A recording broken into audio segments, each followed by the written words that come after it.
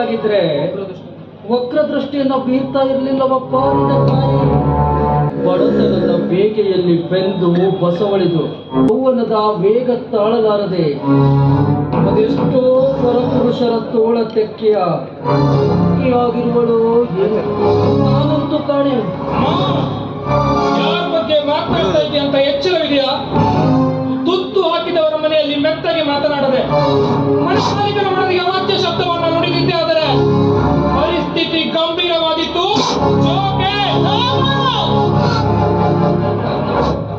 ನನ್ನ ಅಣ್ಣ ನೀನು ಹಾಕಿದ ಹಂಗಿನ ಕೋಳು ತಿನ್ನೋದಕ್ಕೆ ಬಂದು ಬಿದ್ದಿಲ್ಲಪ್ಪ. ನಿನ್ನ ತಂದೆಯನ್ನ ಕಳ್ಕೊಂಡು ನಾನು ದುಃಖದಲ್ಲಿದ್ದಾಗ ನನಗೆ ಧೈರ್ಯ ಹೇಳೋದಕ್ಕೆ ದೇವರಂತೆ ಬಂದಿದ್ದಾನಪ್ಪ. ಧೈರ್ಯ ಹೇಳಲು ಬಂದವನಿಗೆ ಮನೆ ಬರೆಯುವ ಕಾರ್ಯವನ್ನ ಮಾಡಬೇಡ ಅಂತ ಮೊದಲು ತಿಳಿಸಪ್ಪ. ಗಂಡತನ್ನಾಡಿದರೆ ಗೆಂಡದಂತ ಕೋಪ ಎಂಬಂತೆ ಹೆಂಡತಿಯ ಕೈಗೊಂಬೆಯಾದ ನಿನ್ನ ಮಗನಿಗೆ ನನ್ನ ಮಾತು ಅಷ್ಟು ಬೇಗ ಅರ್ಥವಾಗಲಾರವು. ಆದರೂ ಸೋಮು, ಒಂದು ಮಾತು ಹೇಳ್ತೇನೆ.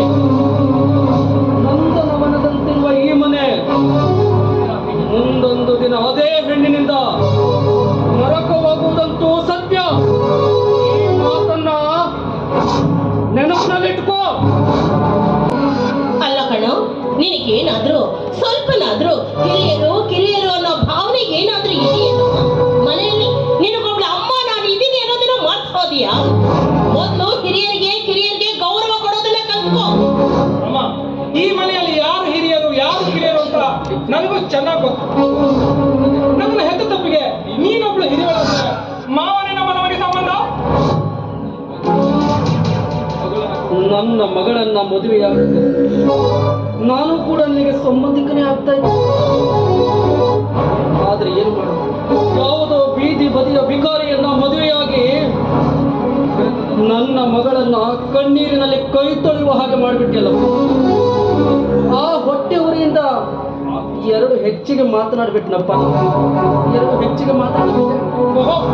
ದೊಡ್ಡ ಮಾನವಂತರ ಮಗಳು ನಿನ್ನ ಮಗಳು ಕಲಿಯುವ ಕುಂಟ ನೆಪದಲ್ಲಿ ಸಿಕ್ಕ ಹುಡುಗರ ಜೊತೆ ಸುತ್ತಾಡಿ ಹದಗೆಟ್ಟೋಗಿದ್ದಾಳೆ. ಆ ಹದಗೆಟ್ಟವಳನ್ನ ನನ್ನ ಕೊರಳಿಗೆ ಕಟ್ಟಿ ಮೋಜು ನೋಡ್ಬೇಕೆಂದಿದ್ದೀವಿ ನಾವು.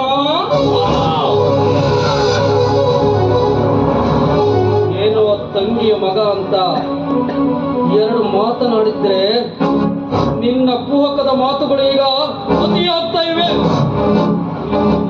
ಗಿಳಿಗೇಡಿ ಅಳಿಯನಿಗೆ ಎರಡು ಬುದ್ಧಿ ಮಾತುಗಳನ್ನ ಹೇಳಿ ನಿನ್ನ ತಂದೆ ಗಳಿಸಿಟ್ಟ ಅಪಾರ ಸಂಪತ್ತು ಐಶ್ವರ್ಯಗಳನ್ನ ಸರಿಯಾಗಿ ಸದುಪಯೋಗ ಪಡಿಸಿಕೋ ಅಂತ ಹೇಳಲು ಬಂದ್ರೆ ನನಗೆ ಎದುರುತ್ತರಾಡುವೇನೋ?